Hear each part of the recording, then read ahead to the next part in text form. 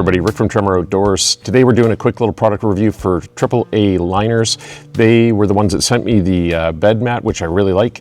They sent me out a, they call it a divider for the back of your pickup box. But I'm gonna actually say it's more like a cargo net that goes across the tailgate section. And it basically is like a pouch. And so you can drop your groceries or whatever you have into that pouch and it stops everything from sliding around. It's really quite handy. Quick, easy install. It took me 2 minutes to do. Let's take a look. Here's the mounting loops, spring loaded, super easy. In, out, that's it. There's the little flat end on one side and round on the other. You want to go in with the flat end first. So pinch it between your fingers, put that in. There you go, done. And then use the carabiners and click the carabiners on.